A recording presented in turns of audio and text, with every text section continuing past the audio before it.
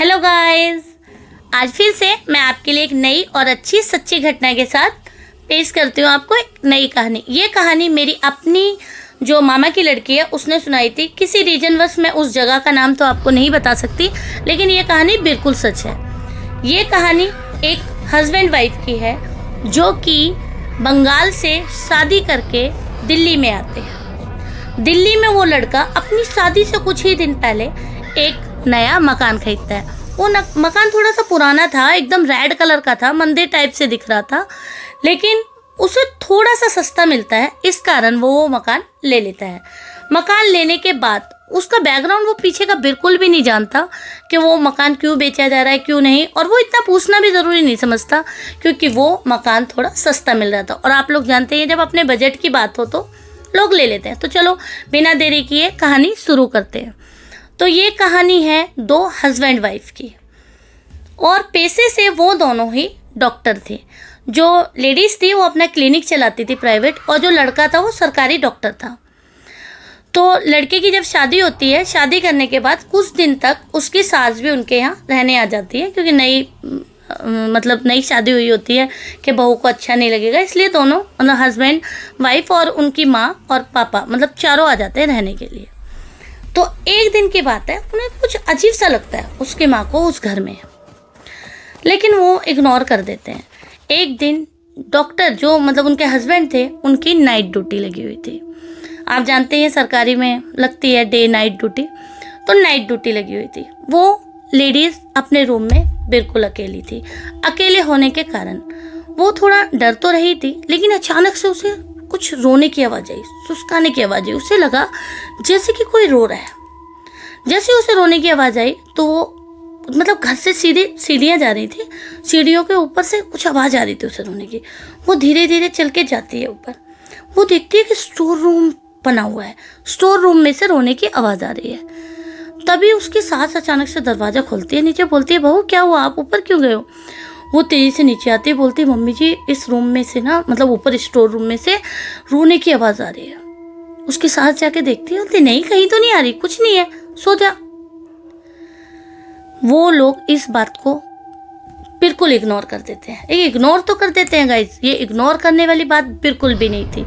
ये थोड़ा सी तो समझने वाली बात थी कि ऐसा क्यों हो रहा था उनके साथ। लेकिन तभी एक दो दिन बाद फिर से वो मतलब नॉर्मल रहने लगे। कभी उनको पायल की छनकार सुनाई देती, कभी रोने की, तो कभी अचानक से दरवाज़ा बजाने की आवाज़ सुनाई देती। फिर 5-6 दिन बाद उनके सास ससुर फाइनली गांव चले जाते हैं। फिर एक दिन उनके हस्बैंड की नाइट लगी हुई होती है, और अचानक से लगता है उन्हें कि जैसे उनके हस्बैंड ने बोला दरवाज़ा खोलो, और वो दरवाज़ा खोलने चली जाती है। वहाँ पर कोई नहीं होता। वो दरवाज़ा बंद करके वापस सो जाती है। अपने हस्बैंड को फ़ोन करना ज़रूरी नहीं समझती, वो सोचती है कि कोई बात नहीं, आएंगे तो फ़ोन कर लेंगे। उसे लगता है कि शायद ये उसका वहम है, लेकिन ये उसका कोई वहम नहीं था। यहाँ पर एक नई कहानी रची जा रही थी।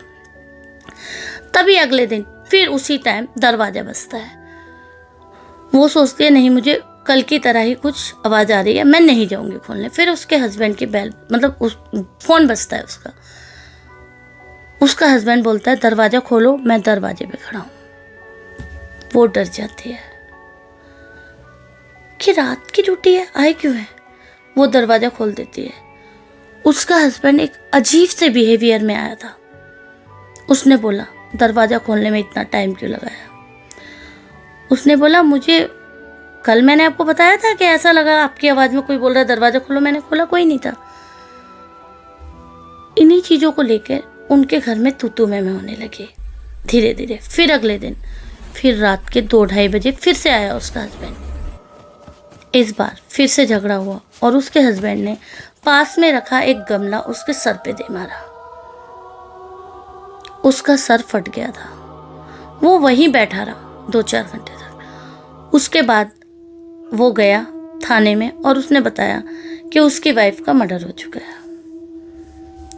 लेकिन कहानी वहीं ख़त्म नहीं हुई। आसपास के लोगों ने बताया कि ये घर कॉमन घर नहीं है, यहाँ आज से पहले भी ऐसी मौतें होती रही हैं। वो जो रेड कलर का घर था, आते जाते लोग उसे सोचते कि पता नहीं क्या है, कोई मंदिर है क्या है, इतना मतलब डार्क रेड कलर का घर था वो, बिल्कुल डार्क रंग का घर।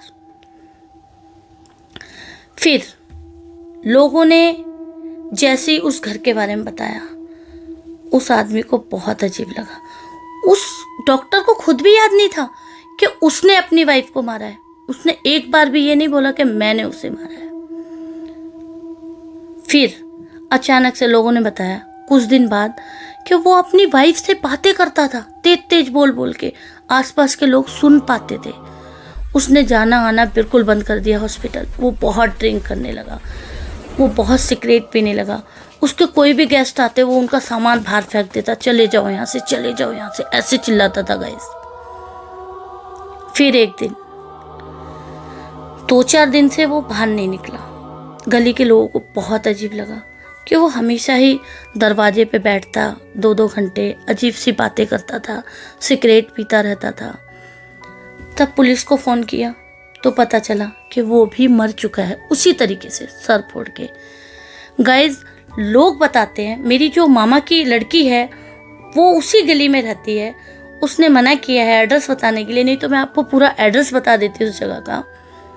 उसी गली में रहती है और वो कहती है कि वहाँ पर 3 फैमिलियाँ अब तक ख़त्म हो चुकी हैं और आज भी वो घर बंद पड़ा है। कोई उसे खरीदने नहीं आया। कोई उनके रिलेटिव भी आते हैं तो उस घर में नहीं रुकते और वो घर अब तो इतना ज़्यादा सुर्खियों में हो गया है कि अब उसका बिकना नामुमकिन है। तो गाइज़, आपको हमारी कहानियाँ कैसी लग रही हैं? अगर आपको हमारी कहानियाँ अच्छी लग रही हैं तो लाइक करें, सब्सक्राइब करें, कमेंट ज़रूर करें। और अगर आपके पास भी ऐसी कुछ सच्ची घटना से जुड़ी हुई कहानियाँ हैं तो प्लीज़ हमें कमेंट करें। आपकी कहानी हम अपनी चैनल पर ज़रूर दिखाएंगे।